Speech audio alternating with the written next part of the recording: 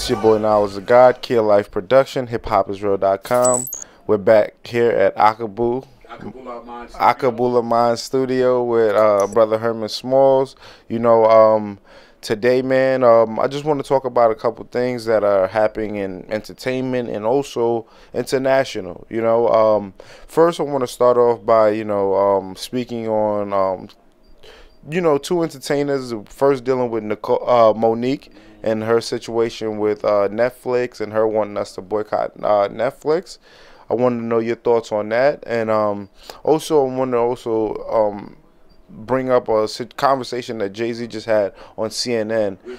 You know what I'm saying, and kind of speaking on and what really intrigued me was him speaking on we no longer have any first black anything. Where do we move on from there? So speaking about the future and where we're going in this time of turmoil, confusion, and things like that. And the last thing I want to talk about is things that are just happening outside of the country that, we're here going to our shops, shopping our shows, watching our shows, hanging out with our friends, but we don't know the terror that's happening outside the world. And it never means anything unless it's here in front of us. But people are dealing with this reality every day. So the first thing I want to start off with, Brother Smalls, is the Monique situation. What's your thoughts on that? And just Netflix, because Netflix is one of the companies that are supposedly providing independence for a lot of these guys to make more money outside of the normal Hollywood way. Now these guys can be more independent, offer their movies. Netflix could buy them, and there's the artist or the creator gets a little bit more than they usually get from messing with that machine. So yes, Brother Smalls, thank you again for having me. Always thank you. Peace all in Black Power, and thanks for coming and just giving us your time, because it's your viewership, your following, your subscription that is the lifeblood of keeping us going. And just some housekeeping, the men's group is formulating well. The physical meetings have not started yet, but it's been a real nice exchange going on with the emails, and we're cross-referencing emails, so we're already building and connecting. For those who are still interested, there's still time. Just reach out to Herman Specialized Fitness at Gmail. That's Herman Specialized Fitness at gmail.com if you're interested in finding out more about the men's group. And also individuals been asking about my fitness wear. I generally have two shirts. This one is a throwback with some of the classic sports events that I've taught and trained people in, and some of the newer ones you've seen, the fitness shirt that has the Unk icon, red, black, and green Unk. So those who will be made available. I do have a jacket that's being developed as well. So thank you for the ideas and for that support, and just in general, just giving me an opportunity to come into your homes and to be part of the conversation of black consciousness and the upliftment of our thoughts. So first off, with Sister Monique, it's an interesting dynamic. Well, I'm just going to give my feelings about her as a comic.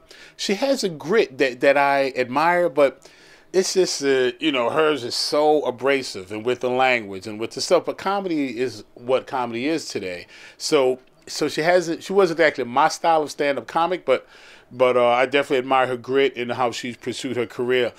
The movie Precious, oh my goodness, that was such a It reveals some of the most sick and demented aspects of any people's condition, but obviously it was black people's dysfunctions, out for the world to see. And it was this very hard movie to watch.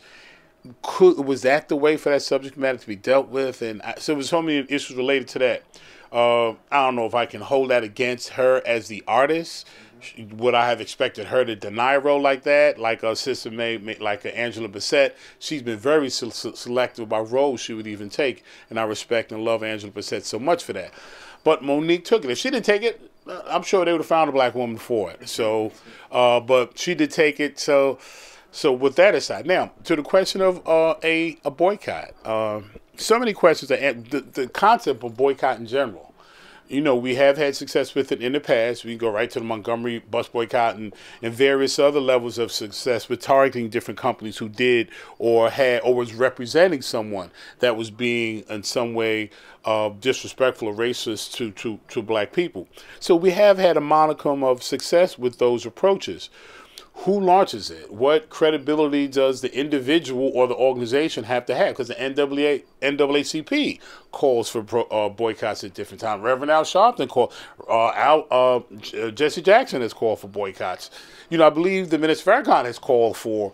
So, okay, who can do it? One of the biggest things, boycott Christmas. Right, the boycott Christmas. So, okay, boycotts can be a tactic. Who has the right to call one, and what justifies the purpose? I don't think there's ever been a rule book written. And I think before we got on camera, we were going back and forth about it's an interesting position saying that they're either racist or they're using gender bias, because one of the women that did get a good deal, again, she's a female, so that kind of knocks the female thing out. The racism to the brothers, David Chappelle and Chris Rock. Will Smith. Yeah, well, and other folks that have gotten compensated. And I was listening to Brother Black Dot, and he was dropping something. He was just saying, hey, you know, sometimes you got to get your grind up, because negotiation is like that. You know, now, but we don't know what stage of negotiation. Maybe that was their low ball, because when I'm hearing she approached them. And bargaining, all those little subtle plays.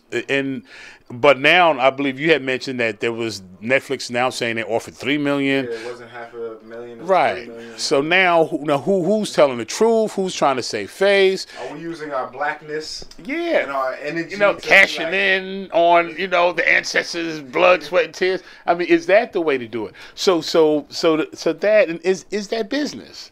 And again, back to the Black Dot interview, he used himself and his channel that his son and him are doing such great work with, and saying suppose somebody came at them with a low ball, you know, they ain't gotta, you know, get all upset. They just go counter back, go get their grind up, and they said they might end up, they can get a 25 million. And so he just used that scenario, and that's business. So if all of us that are black ever not get a deal that we want, is that our first course of attack? Okay, you know, they didn't give me an extra packet ketchup with my fried chicken, so let's go boycott that restaurant. You know, I mean, not to make light of it like that, but but we do have to have a place where if a brother or sister is legitimately offended by a company or organization or even an individual, we do still need to have that ability where we can step and support a brother or sister in their time of need, if that need has been determined. But who would you suggest to measure whether this is a valid boycott, whether that's not, let's not try it? Who has final say? And just, you know, to add more to that question that you put on is also, are we as united to actually have a strong enough boycott on anything, regardless? You know, even because a lot of times we have so much infighting. We even disagree on things that benefit both of us. Because there's some of us that's not in the same position. You got rich people, rich black people, you got poor black people, you got the ones in the middle. And that doesn't mean where we all going to agree on that boycott, because some of us, it affects differently. Yeah. So if you could speak on that. Yeah. How do you decipher that? And that's another casualty of this big, you know, integration experiment. That's still an experiment. That was one of the things we lost. The lines were so clear, the demarcations, you know, white water fountain, black water fountain, eat here, go to the back of the door to get your food over here. So, which is as harsh and horrendous as those conditions were, it forced us to generate, to build, and we build Black Wall Streets. We build companies. We were in some of our most productive states. But now, with everyone able to seemingly flow through this larger society, consuming as much as they want in any particular area, so does our desires for these different products, for that entertainment, for this kind of attire, are we so connected to that? So separating, even sometimes it's short term, just to make a statement. I've seen some people try to call for a one-day boycott and had to struggle to get people on board with that. So I don't know our level of commitment. You go back to the example of the Montgomery bus boycott, we were more united. We were clear on who our enemy was and what their tactics was. So coming up with a counter strategy and people to volunteer cause, and the people's passion was higher. I think we had less materially, but I think we had more spiritually back during that time. And then there was children a lot on that front line too. A lot of those buses and police vans were filled with kids. Back to South Africa, Soweto, those dances, the protests, that was our young people. So revolutions are usually generated by the young. I mean, Martin Luther King, when he came on, he was a young reverend doctor coming on. So the youth were the one driving that energy. And I don't know if our youth are as interested. Definitely, I don't see the level of passion behind these issues. So could it be successful? I wonder. I would like to hope so, but it's really hard to call. Just for yourself, when you see the sister Monique and everything like that, is it something, a cause where we should listen to her cry and support the boycott, or you know what I'm saying? Because people love their Netflix and chill, you know. True. And so maybe I got a built-in advantage. That's why usually when we meet, we review notes, because I don't have cable. Okay, I watch note. Yeah. Only time I get to see some TV if I'm waiting on a client to come down and it's on one of the flat screens inside the gym. I will catch up on it.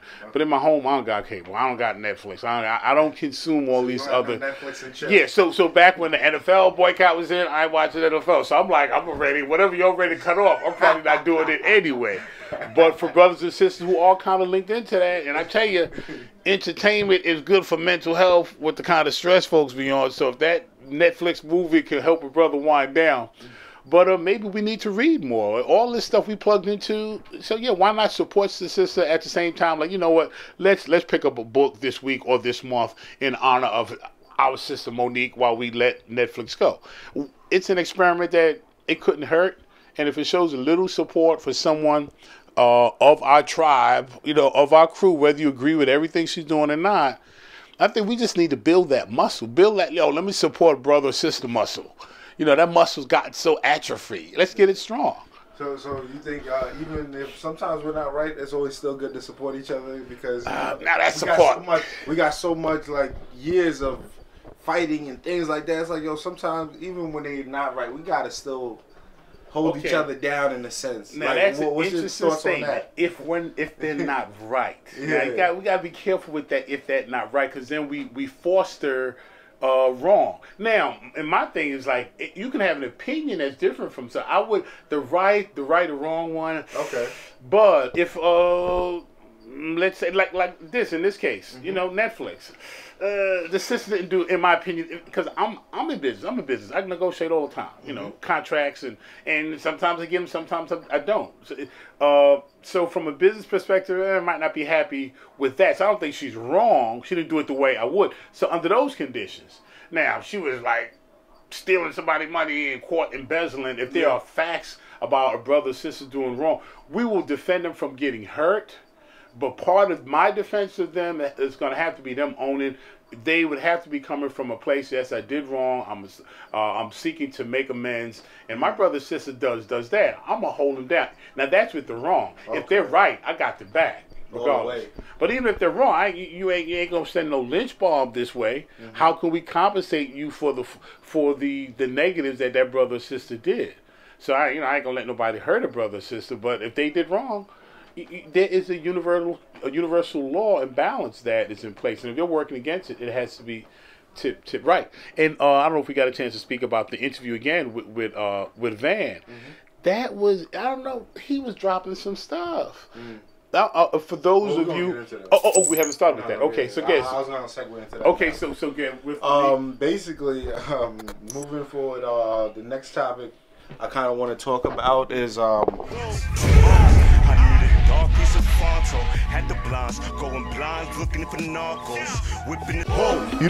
Jay-Z went on CNN on the Van Jones show and everything like that, and you could tell just the setup and everything, the respect that white America has for a guy like Jay-Z.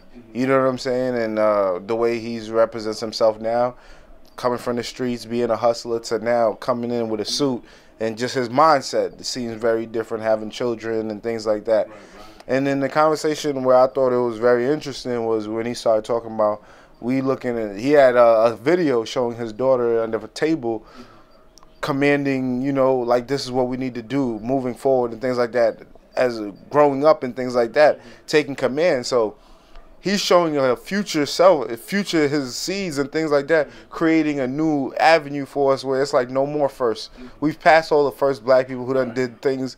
Now we're looking at what's next and how do we build forward from that. What was your opinion on just some of the things that he was talking about, and just, you know, seeing these guys on this major platform being able to talk about our problems with nobody in between that, you know what I'm saying? Right. And what is a new, and I think going to be a major platform,